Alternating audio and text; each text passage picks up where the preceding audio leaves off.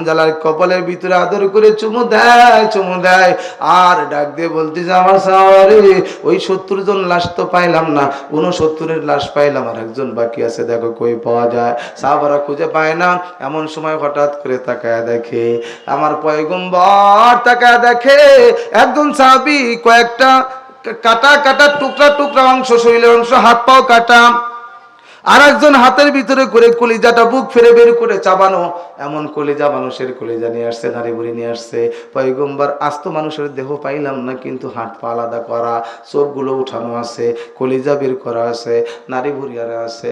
এমন সময় পয়গম্বর ডাক দিয়ে বলে হাই হাই, যদি মানুষের মাথাটা থাকতো, মাথা দেখে বোঝা যাইতো যে কার লাশ, কারে এত কষ্ট দিছে রে।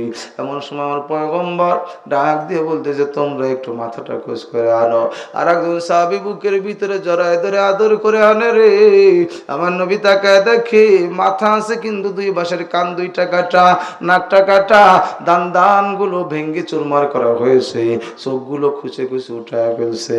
কাফের বেঈমানের বিবিরা, ওই হিন্দার দল তখন ঈমান আনে না, ওই উহুদের ময়দানে এই সাহাবীর চোখগুলো তুলে ফেলছে, কলিজাগুলো মুখের ভিতরে কামড়ায় কামড়ায় খাইছে, আর নাক কেটছে, কান কাটছে, সুতা দিয়ে সেলাই করে মালা বানায়া গলার ভিতরে নাচে আর আনন্দ করে।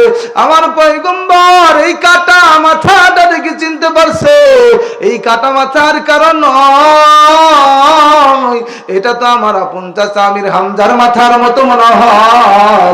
আয় আল্লাহ,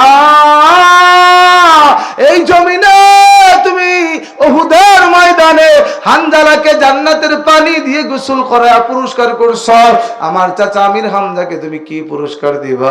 এই পৃথিবীতে আমার বাবা নাই, কিন্তু আমার চাচা আমির হামজা আমার বাবার মতো ভালোবাসে।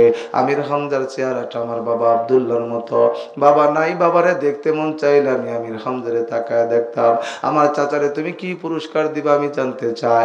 আমার আল্লাহ ডাক দিয়ে কয় পয়গম্বর আপনি টেনশন করবেন না গো, আপনার চাচাকে আমি ওই জান্নাতের ভিতরে যত শহীদ থাকবে সমস্ত শহীদের সর্দার বানায় দিলাম। আল্লাহু আকবার জোরে বলেন। আমার ভাইয়েরা, দ্বীনের জন্য, ইসলামের জন্য এরকম করে যুগে যুগে আল্লাহর প্রিয় বান্দা বান্দিরা জীবন দিয়ে গিয়েছেন, ইসলামের জন্য কুরবানি করেছেন, ত্যাগ করেছেন, কিন্তু তাদের ঈমানকে এক মুহূর্তের জন্য তারা ছাড়ে নাই। জোরে বলেন ঠিক না? যদি প্রয়োজন হয় আমরাও আল্লাহর সাথে ওয়াদা করতে চাই, আল্লাহ তোমার দ্বীন হিফাজতের জন্য যদি প্রয়োজন হয় আমরাও আমির হামজার মতো, বেলালের মতো রক্ত দিব, কিন্তু ঈমান দিব না ইনশাআল্লাহ। জোরে বলেন। ভাইরা আমার, আমি আমার আলোচনার শেষ অংশে একটু মা বোনদের জন্য সামান্য নসিহত করতে চাই। মা বোনদের জন্য তো জান্নাত যাওয়া একেবারে সহজ।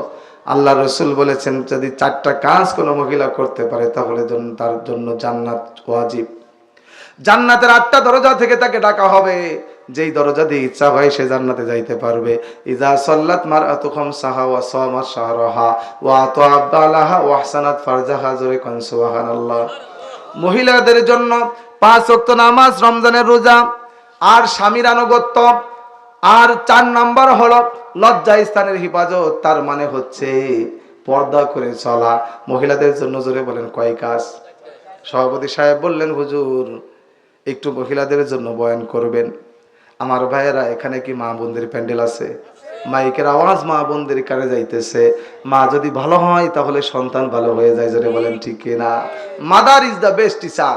একজন মা হলো সন্তানের জন্য সবচাইতে উত্তম শিক্ষিকা। জোরে বলেন ঠিক কিনা? ও মা, আপনার জন্য রসুল বলেছেন 4টা কাজ। ইজা সাল্লাত মারআতু খামসাহা, 5 ওয়াক্ত নামাজ, ওয়া সামাত শাহরাহা, রমজানের রোজা, ওয়া আতাআত বালাহা। 3 নম্বরে বলেছেন স্বামীর আনুগত্য করা, স্বামীকে মেনে নেওয়া, স্বামীর উপরে মাতবাড়ি না করা। কিন্তু আমার বাংলাদেশের মা বোনেরা নামাজ রোজা ঠিক আছে, বুরকাও ঠিক আছে, কিন্তু স্বামীরে মানে না। হ্যাঁ, স্বামীর উপরে মাতবাড়ি করতে চায় কি চায় না? যত বড়ই মাতবার হন, চেয়ারম্যান, এমপি, মন্ত্রী যাই হন, বক্তা তক্তা যাই হন না কেন, ওদের কাছে আপনার দাম নাই। প্রত্যেক বিবি মনে করে যে ওই যে রহিম ভাই, করিম ভাই, সাদেক ভাই, এরপরে বিপ্লব ভাই, জব্বার ভাই, সব গ্রামের বুদ্ধিমান, খালি আমার স্বামীটাই বলত। প্রত্যেক বিবি যার যার স্বামীরে মগা মনে করে, মগা। বলেন ঠিক কিনা? ও চিন্তা করে যে ওই দেখেন সত্তার ভাই, জব্বার ভাই, ওরা কত সুন্দর সুন্দর ছোট ভাই বড় ভাই বুঝছে